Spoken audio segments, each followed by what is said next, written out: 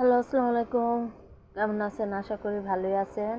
তো আমি একটা ভাপা পিঠা বানাইছি একটাই। তো আমি ভোলায়ামে আমাদের দেশে নারকেল গুড় কিংবা চিনি একসাথে মাখালো।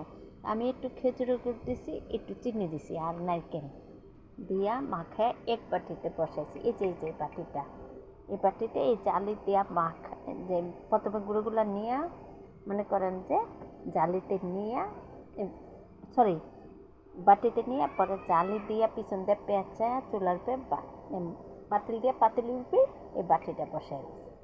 পিঠাটা দেখেন কি সুন্দর হয়েছে, মাশাআল্লাহ। দেখেন কত সুন্দর হয়েছে, দেখেন কোনো পারফেক্ট হয়েছে একবারে।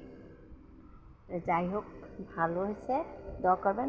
আপনারা আমার হেল্প করেন, আমি গরিব মানুষ, খুব গরিব, খুবই গরিব, খুব গরিব।